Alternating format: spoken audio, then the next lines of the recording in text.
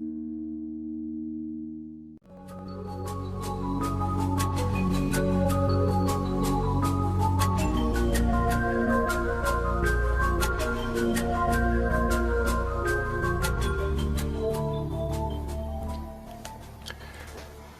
una pequeña y apacible localidad del sur de España arranca una historia indescriptible. Una historia que me ha llevado muy lejos y que quiero compartir con usted. Una historia, vaya por delante, cuyo final está aún por escribir. Acompáñeme y juzgue por sí mismo.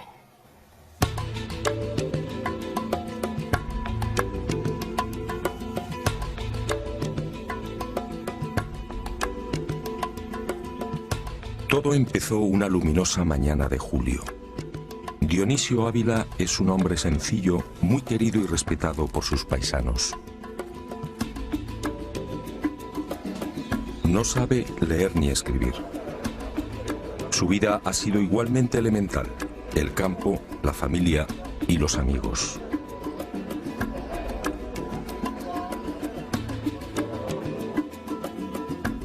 Hasta que un día surgió la sorpresa. Fue al mediodía de aquel 16 de julio de 1996. Siguiendo la costumbre, Dionisio emprendió su habitual paseo por las afueras del pueblo. Le acompañaba su fiel perra, Linda.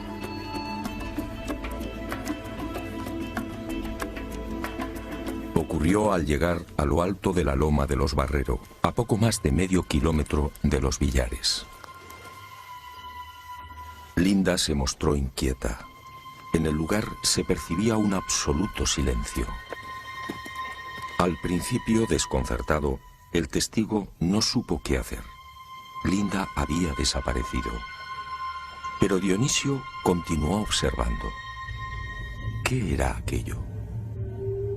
Sobre el cerro, flotando a 30 o 40 centímetros del suelo, acababa de aparecer un extraño objeto. Medía 3 o 4 metros de diámetro y presentaba una cúpula en lo alto. Era brillante como el cristal. Por debajo se escuchaba un ruido sordo. Movido por la curiosidad e ignorante de la naturaleza de lo que tenía ante sí, Dionisio decidió caminar hacia el aparato. Lo rodeó despacio, observando atentamente. En la cúpula descubrió 6 ventanillas similares a los ojos de buey. El testigo estuvo muy cerca, quizá a medio metro de la nave. Tentado estuvo de tocarla, pero no se atrevió. Y de pronto, mientras caminaba alrededor del objeto, el desconcertado Ávila observó algo en un lateral de la brillante cúpula. Eran unos no menos extraños símbolos, algo que le recordó un emblema. Algo que Dionisio describió como palo, cero, palo. Sin terminar de comprender, finalizó la inspección y relativamente tranquilo se dirigió al pie de una encina con el propósito de descansar. Pero la singular aventura no había terminado. A los pocos instantes, cuando Dionisio Ávila se hallaba a 4 metros del resplandeciente objeto, volvió la cabeza y los vio. Eran 3 seres. Se encontraban de pie junto a la nave. Eran altos. Vestían unos buzos ajustados e igualmente resplandecientes. Sus ojos eran rasgados y los rostros muy hermosos. Estaban alineados e inmóviles con las miradas fijas en Dionisio.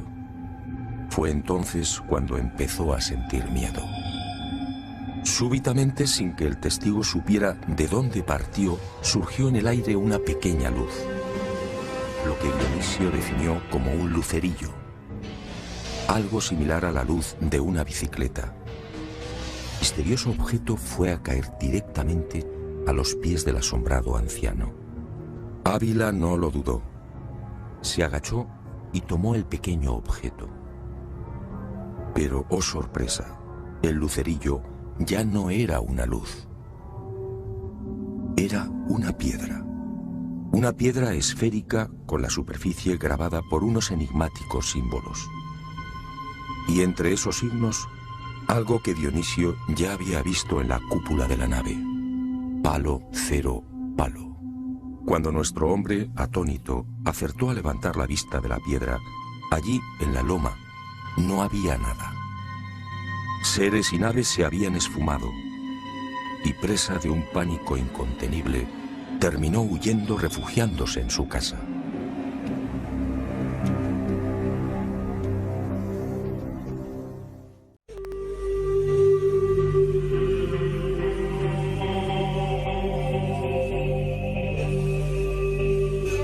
Ese mismo julio de 1996, el destino quiso que me encontrara en Egipto.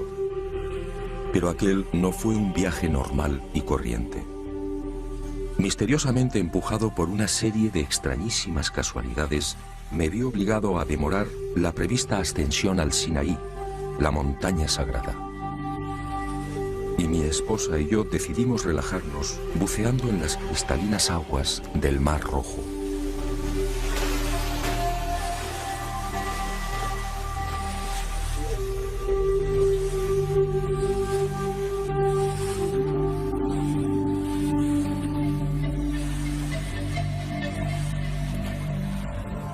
Todo transcurría con normalidad. Recuerdo que me alejé de Blanca y de pronto, al volver a la superficie, la vi gesticular.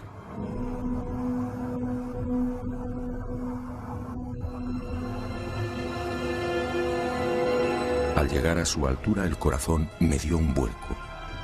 Sangraba abundantemente por su pierna izquierda. Al parecer, se había cortado con uno de los afilados corales. Y entre lágrimas fue a mostrarme una de las manos.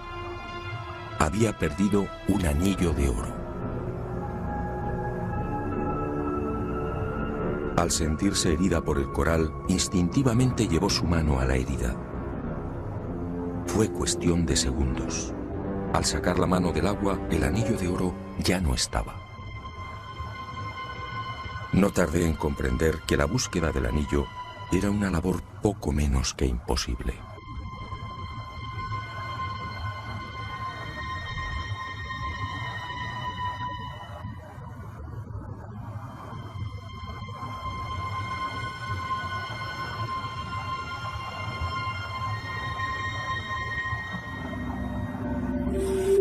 Y de pronto, sin saber cómo ni de dónde, se presentó ante nosotros un individuo joven. Me pareció egipcio, pero no podría asegurarlo. Y en inglés, con evidentes prisas, apremió a mi mujer para que saliera del agua. Es más, sin interesarse por la abundante sangre que emanaba de la pierna, la tomó por la muñeca, arrastrándola hacia la orilla. A mí, sencillamente, me ignoró. Todo su afán era sacar a Blanca de la mar. ¿Pero por qué? ¿Quién era aquel extraño personaje?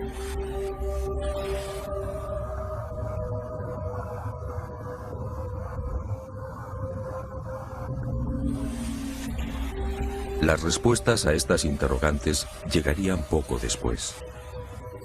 Los vi alejarse e incomprensiblemente, en lugar de seguirlos e interesarme por la salud de Blanca, di media vuelta. Y movido por una fuerza que no he conseguido explicar, me sumergí a la búsqueda del pequeño tesoro.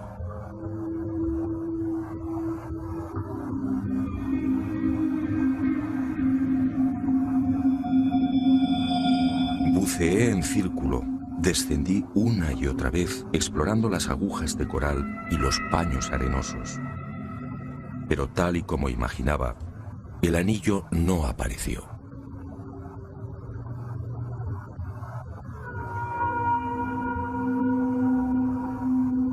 Una hora más tarde, el frío, el cansancio y la lógica decepción me obligaron a desistir. E inicié el regreso hacia la costa. Pero impulsado por un último afán, seguí buceando hasta casi rozar los corales con el pecho.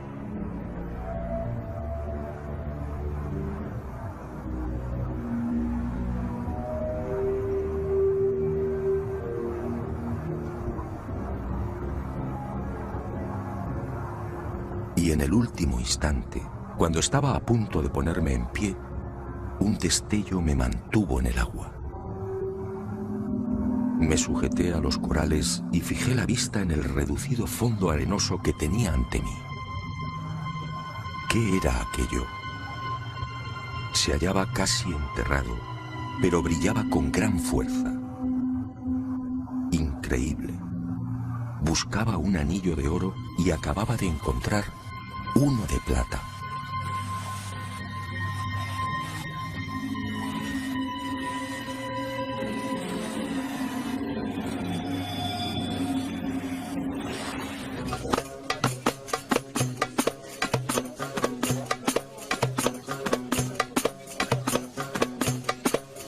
Y extrañamente feliz, coloqué el anillo de plata en el dedo de mi mujer.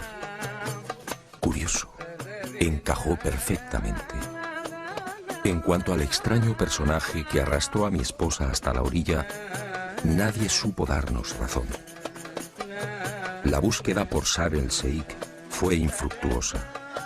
Ni Blanca ni yo pudimos entender su enigmático comportamiento, a no ser, claro está, que tuviera mucho que ver con el hallazgo del no menos misterioso anillo de plata.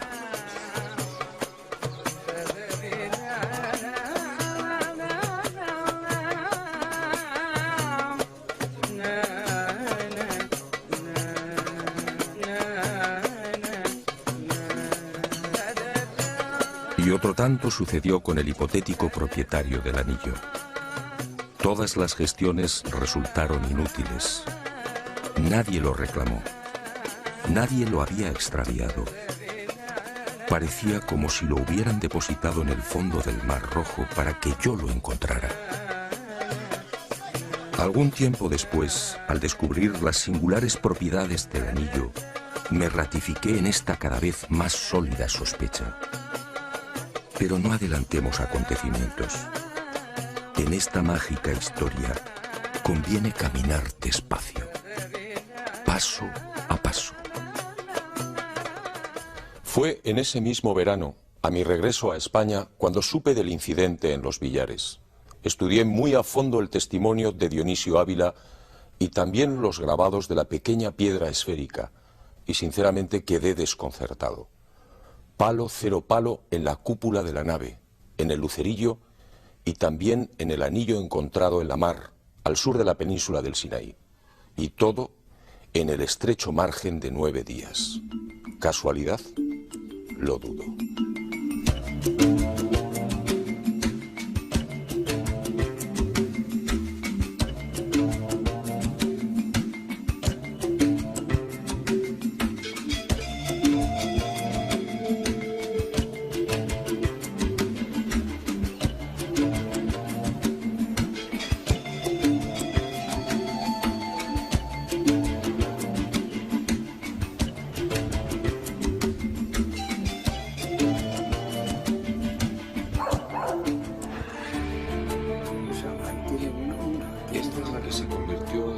Como usted puede imaginar, desde que tuve conocimiento de este singular y fascinante encuentro, he interrogado a Dionisio en numerosas oportunidades y creo en la autenticidad de su experiencia. Pues bien, cada vez que lo he visitado, además de rogarle que relatara una vez más su desconcertante aventura, le he pedido que volviera a dibujar los símbolos que descubrió en la nave. Hoy, abusando de su amabilidad, vuelvo a rogarle que dibuje de nuevo lo que él consideró un emblema.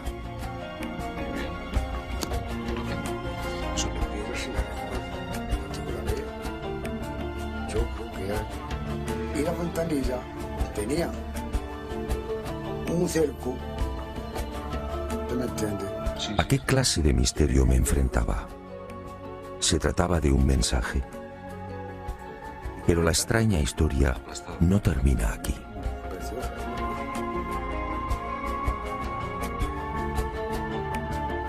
Naturalmente, mis primeros movimientos tuvieron como objetivo el análisis de la misteriosa piedra grabada y también del anillo. No hubo grandes sorpresas. Los geólogos coincidieron. El lucerillo era una concreción de varita, un material común en la región de los billares. Una piedra con una dureza aproximada de 3 a 3.5 en la escala de Mohs, es decir, un material blando y por tanto fácil de trabajar. Se apreciaron igualmente dos fases bien diferenciadas en la elaboración de los grabados, una reciente y otra mucho más antigua. Por último, uno de los detalles que más sorprendió a los estudiosos fue la extraordinaria circularidad de uno de los grabados: los círculos concéntricos. Las medidas efectuadas con un programa de tratamiento de imagen arrojaron una casi perfecta circularidad con desviaciones inferiores al 1%. En definitiva, según los científicos, esta piedra es un material habitual en la zona donde fue encontrada. En cuanto a los símbolos, podrían haber sido hechos por una mano humana. Sin embargo, sigo creyendo en el testimonio de Dionisio Ávila. ¿Por qué inventar una historia tan absurda? Y sobre todo, ¿cómo explicar la increíble coincidencia con los símbolos del anillo?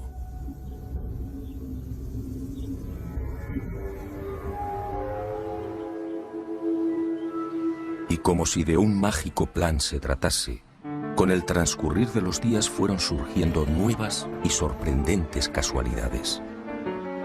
¿O no debería llamarlas así? Una de ellas tuvo como protagonista principal a Francisco Sánchez Viera, experto en termovisión.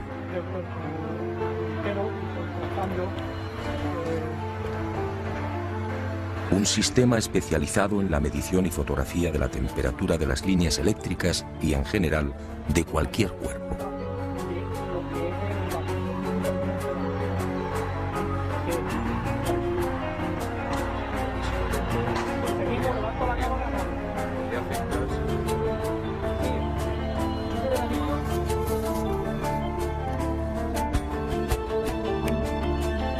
No podía ser.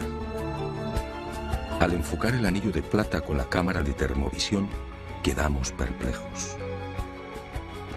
Mientras los dedos de mi mano presentaban las temperaturas lógicas, 28, 35 o 36 grados Celsius, según las zonas, el anillo ofrecía unas lecturas muy diferentes. A juicio de los expertos, imposibles. Algunas de las secciones del anillo se encontraban a 7 grados, otras a 10, algunas incluso a 5 grados Celsius. Imposible. Ningún anillo colocado en un dedo podría descender a temperaturas tan bajas.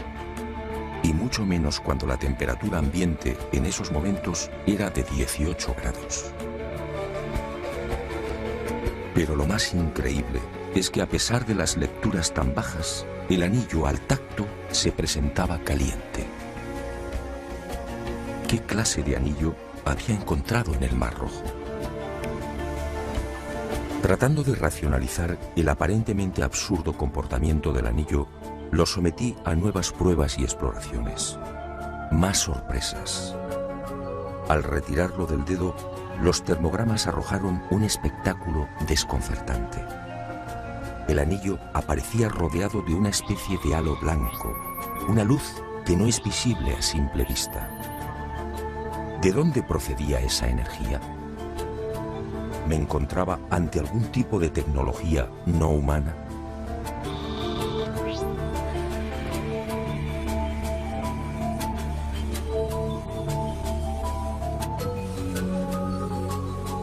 Solo había un medio para salir de la irritante duda.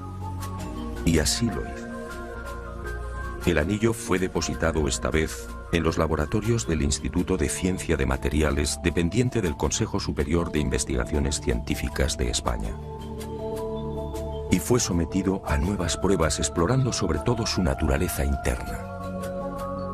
El microscopio electrónico fue implacable. El anillo se hallaba integrado por un alto pico de plata y otros componentes igualmente normales en este tipo de piezas: cobre, oxígeno y carbono. Tampoco las radiografías detectaron anormalidad alguna. El anillo aparentemente estaba formado por una aleación de lo más normal.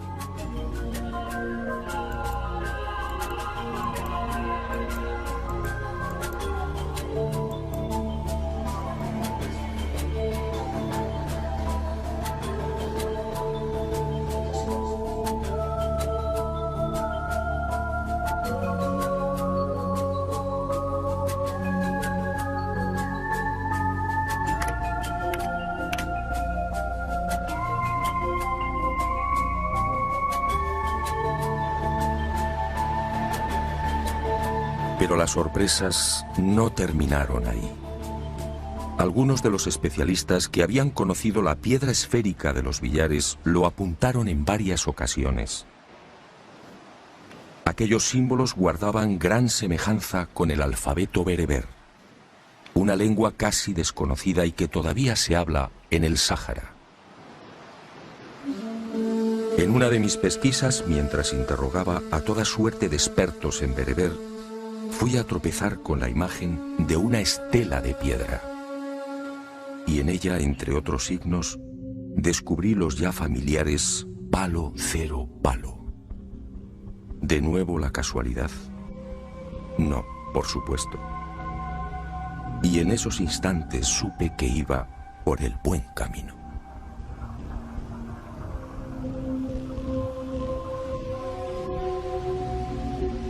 Y llegó la segunda y no menos impactante causalidad. Enfrascado en las investigaciones sobre el lenguaje bereber, casi olvidé otra de las pesquisas abierta meses atrás a raíz del hallazgo del anillo.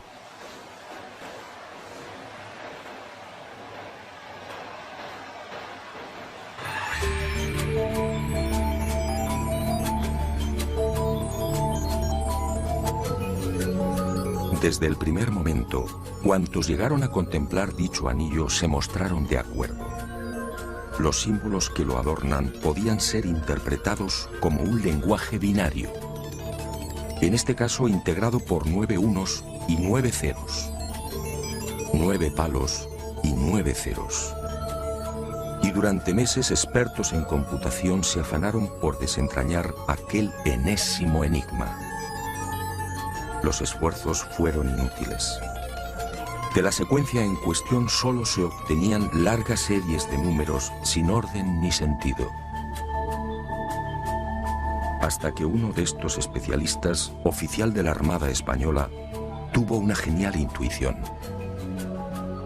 Una de aquellas endiabladas secuencias numéricas podía reducirse a unas coordenadas geográficas.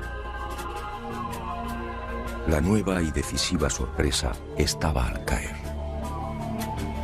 Cuando las coordenadas en cuestión fueron trasladadas a las cartas, el punto que apareció en el mapa me dejó perplejo. Tassili, una región al sur de Argelia, una región en la que se habla y escribe bereber. ¿Casualidad? Sinceramente lo dudo. Y a mi memoria llegaron viejas imágenes.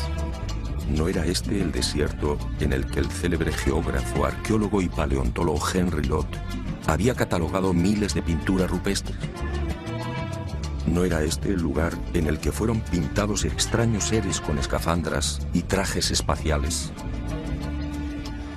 Y un presentimiento terminó echando raíces en mi aturdido corazón. Prudentemente, antes de adentrarme en el desierto argelino, estudié de nuevo las informaciones de Lott y de otros exploradores franceses. Y al consultar a la Universidad de Argel me advirtieron: muchas de las 50.000 pinturas existentes en Tassili se hallan destruidas o semidestruidas. Las diferentes expediciones francesas al Sáhara, en especial las de Lott, las habían arruinado. La técnica del calco directo sobre dichas pinturas rupestres fue una catástrofe. Pero quedaba una posibilidad.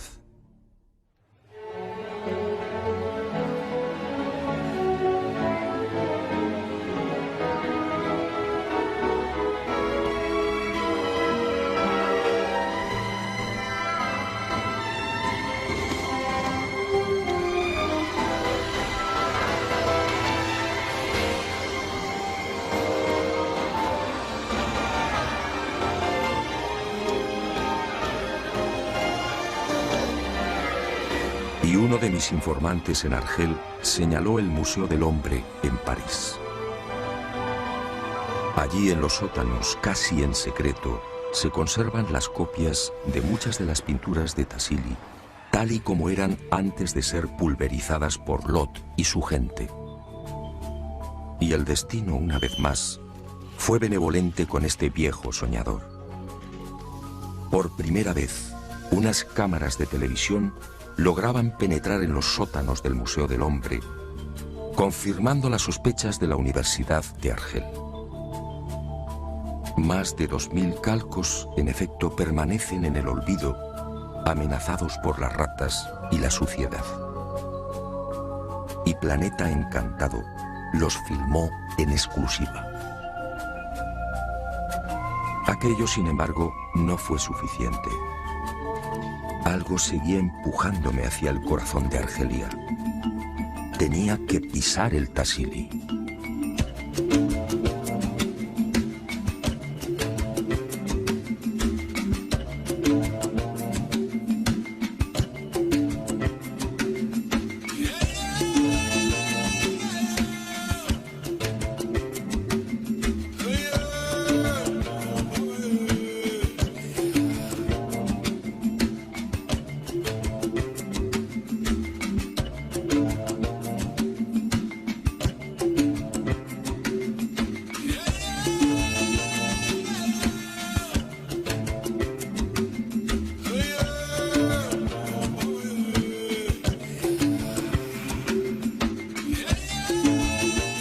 El gran día. Tras una obligada escala en Argel nos dirigimos a Yanet, la puerta del Tassili. Una pequeña población asediada por el desierto y en la que se concentran las expediciones que tratan de ascender hasta las míticas y mágicas pinturas.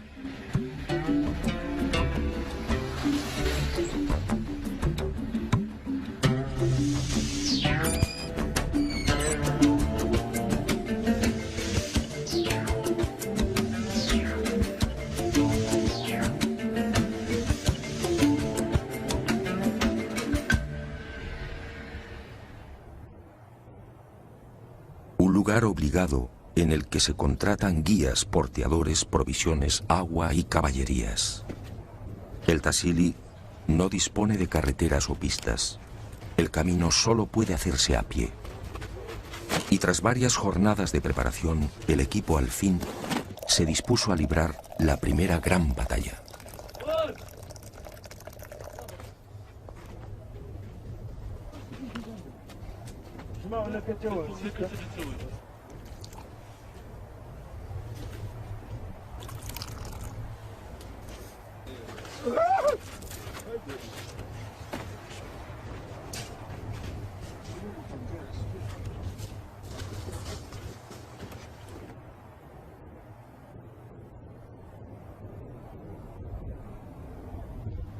Nuestro objetivo se encontraba a 1800 metros en la calcinada meseta de Yavaren, en pleno corazón del Tassili.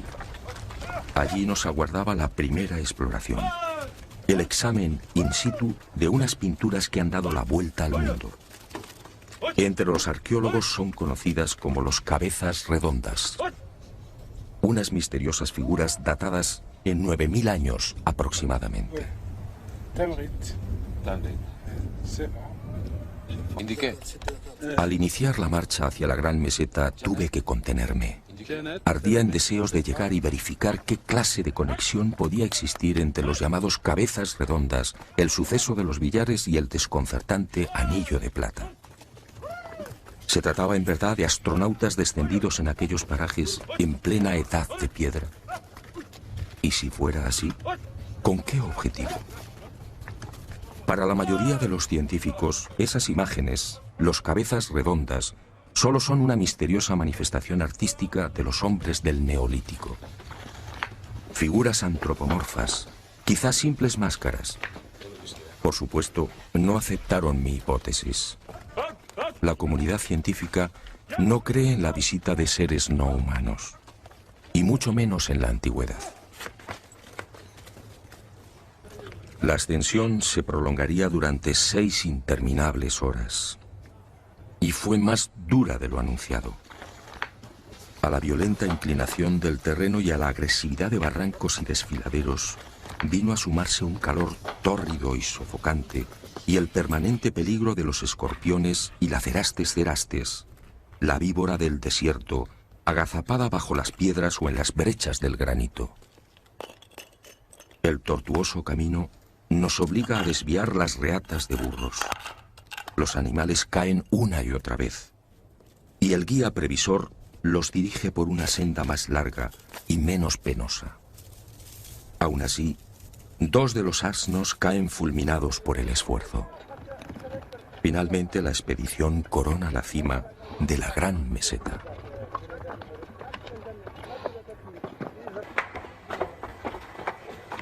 Tras unos minutos de obligado descanso, reanudamos la marcha por el solitario y abrasador desierto de piedra. Al frente marcha Barka Ayuf, el guía proporcionado por el Parque Nacional de Tassili y nieto de Yebrin, el tuareg que condujo a Henry Lot por estas mismas tierras. Toda una leyenda. Y conforme nos aproximamos a los abrigos rocosos, mi corazón se acelera. Yebaren, en el idioma bereber, en la lengua de los tuareg, significa los gigantes. ¿Por qué? Muy pronto lo averiguaría. Lo que no podía imaginar en esos tensos momentos es que Lot se quedó corto, muy corto en las imágenes que acertó a divulgar.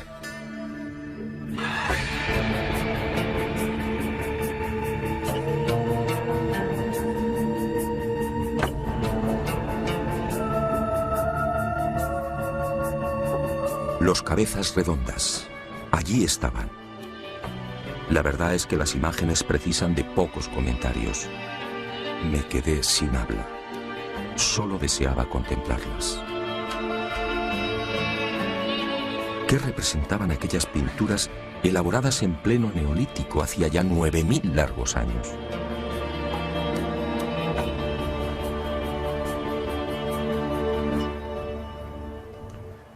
A partir de aquí, nuestra expedición al Sáhara se convertiría en una borrachera de imágenes. Es mucho lo que quiero mostrarle, pero antes permítame que me detenga en un detalle de especial importancia para comprender mejor lo que ocurrió en este lugar en la noche de los tiempos.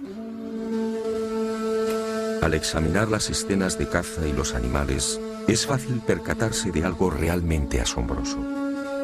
Los artistas dibujaron siempre con una extraordinaria fidelidad. Los detalles son precisos, rigurosos. Las pinturas, en suma, son un fiel reflejo de lo que veían a su alrededor. Y si esto evidentemente es así, ¿qué podemos pensar de esas otras pinturas que la arqueología atribuye a la imaginación de los artistas? Si los hombres de la Edad de Piedra dibujaron individuos con cascos, antenas sobre la cabeza, trajes hinchados o enigmáticos buzos con botellas a la espalda, ¿no será que los pintaron así porque así lo vieron?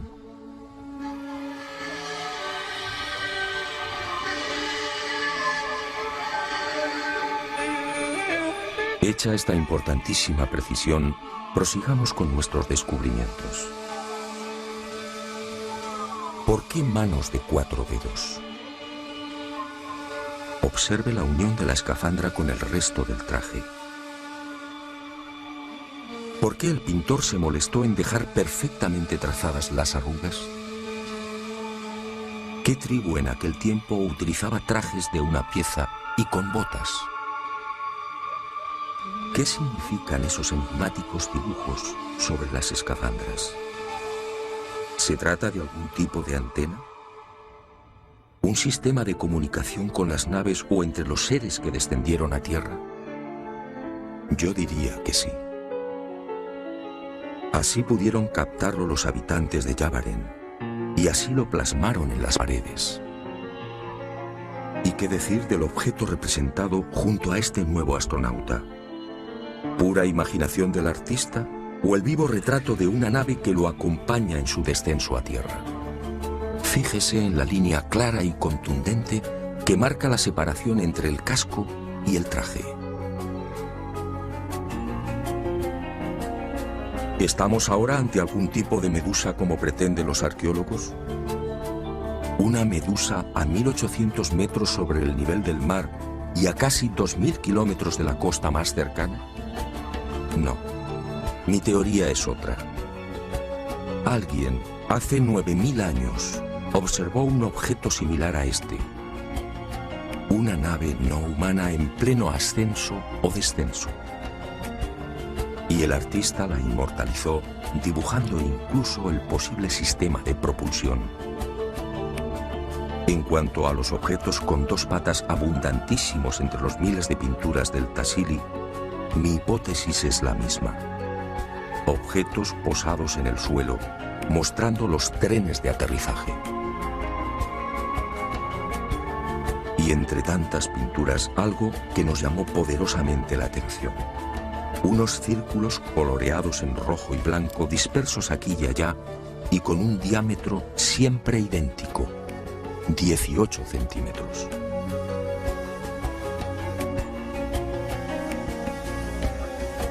Naves no humanas en mitad de una escena de caza. Naves en las que aparecen de nuevo los cabezas redondas. ¿A qué se debe el extraordinario parecido de estos cascos o escafandras con los que ya hemos observado? ¿Vigilaban de cerca las actividades del hombre neolítico? Y un detalle muy significativo. ¿Por qué el artista se recreó en uno de los extremos de la media luna, dibujando esos pequeños trazos? ¿Quiso dejar constancia de algún tipo de iluminación? Hoy lo sabemos, son miles los casos investigados en los que estos objetos no humanos se aproximan y parecen observar a los testigos. Naves que espían todos nuestros movimientos. ¿Por qué no iban a hacerlo hace 9000 años?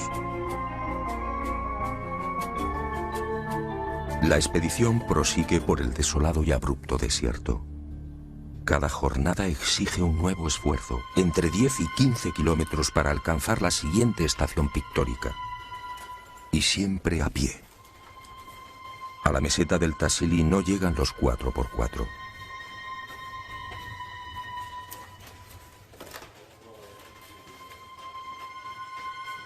Y alcanzamos al fin la pintura más célebre de este infierno de piedra y arena. La imagen de 3 metros que Lot bautizó como el gran dios marciano. Nueva decepción. Como tantas otras, esta también se halla muy deteriorada. Los calcos de Henry Lot casi la han borrado. Y debemos acudir de nuevo a las copias del Museo del Hombre para mostrarla tal y como la pintaron en la Edad de Piedra. ¿Qué puede pensarse ante una imagen como esta? ¿Qué vieron en realidad los antiguos habitantes de Yavaren? ¿Es que el gran casco, la unión con el traje hinchado y las arrugas son consecuencia de la imaginación del hombre primitivo? ¿Y por qué esa considerable talla? ¿No es más lógico pensar que el autor de la pintura llegó a presenciar la realidad física de un ser enfundado en un traje espacial? Un ser quizá gigantesco que obviamente tuvo que impresionar y aterrorizar a los naturales del lugar. De ahí probablemente nace el nombre de Yavaren, los gigantes. Trajes hinchados, sí, muy parecidos a los de nuestros astronautas. Trajes provistos de cinturones, botas y con un perfecto cerramiento a la altura de las muñecas. Criaturas flotando en aparente estado de ingravidez. ¿Desde cuándo el hombre de la Edad de Piedra podía soñar con unas vestiduras semejantes y con movimientos de esta naturaleza? Otro gigante, el llamado Dios con orantes. Otra criatura de difícil comprensión, a no ser que admitamos que el artista pintó lo que en verdad tenía a la vista. ¿Un ser con 4 brazos y largas orejas o antenas?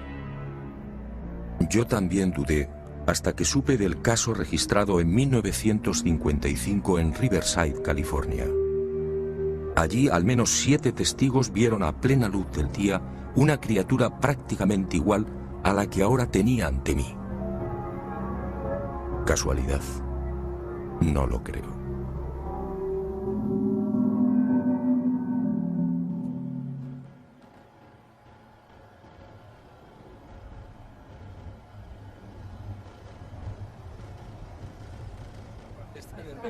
Eso se pone encima de la mesa y queda...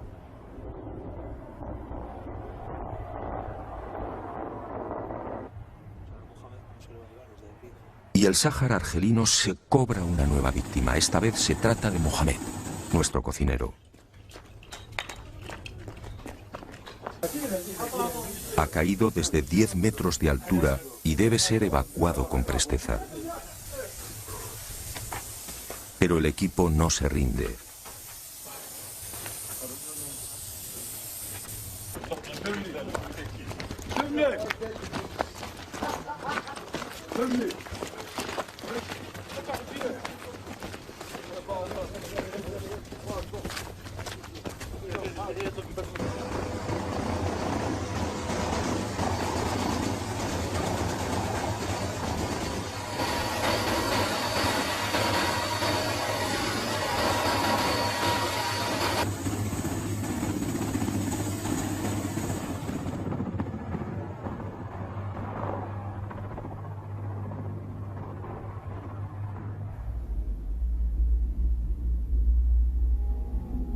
Las extrañas imágenes encontradas en Tassili no tendrían fin. Henry Lott, como decía, solo mostró al mundo una pequeña parte de lo que encierra esta fascinante capilla sistina de la Edad de Piedra. Seres monstruosos persiguiendo a humanos. Criaturas de inmensos ojos, similares a los tripulantes reportados en la actualidad. Buzos con botellas a la espalda, cinturones y botas altas. Individuos con enormes pies o con aletas. Pantalones y zapatos hace 9000 años. Hombres con patas de cabra. Decenas de nuevos objetos posados en tierra. Una nave con su tren de aterrizaje y una treintena de luces pintadas a su alrededor.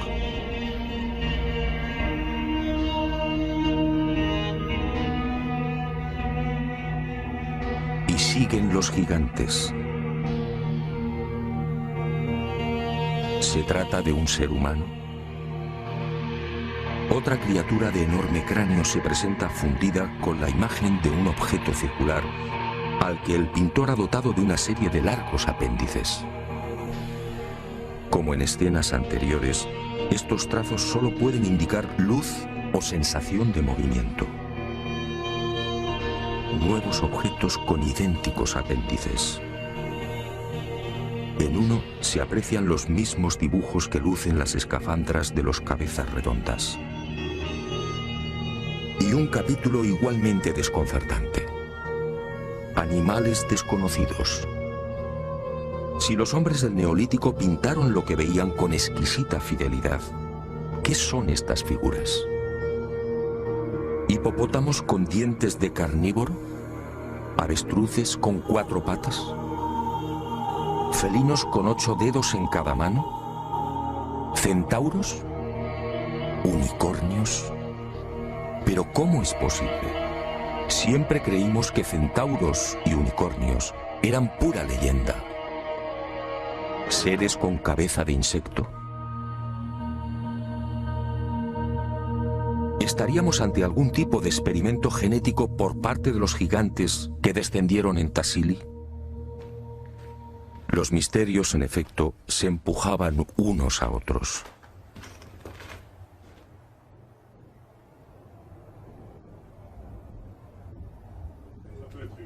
En la vida cotidiana, me parece que son más antiguos. Pero qué antigüedad.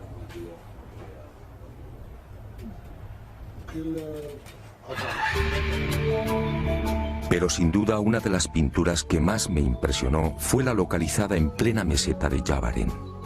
Y la he dejado para el final con toda intención.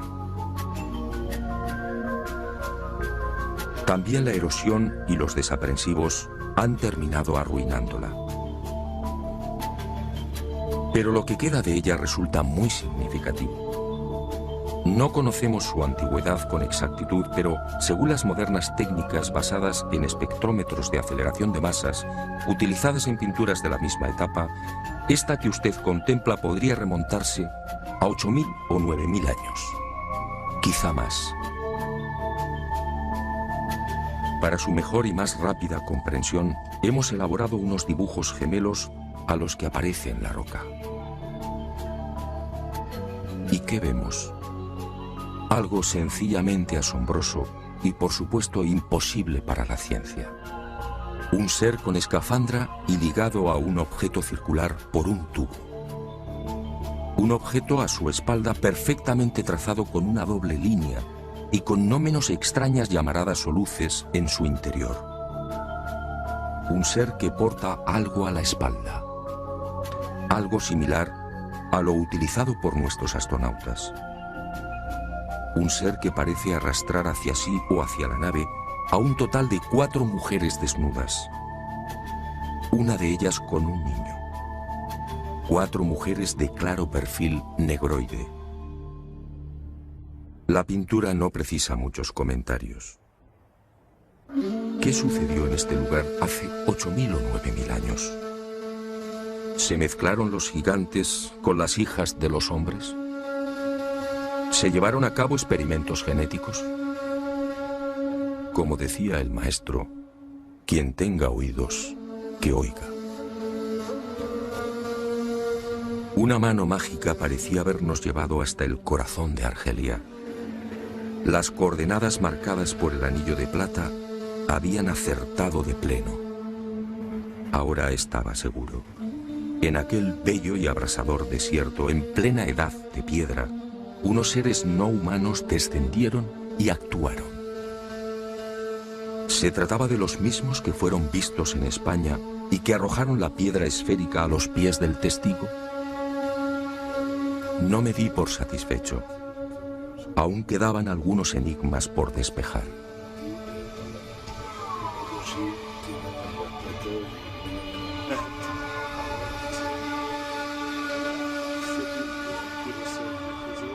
¿Qué mensaje encerraban los símbolos grabados en el lucerillo? ¿Qué relación guardaban con el Sáhara? ¿Qué había detrás de aquella fascinante historia?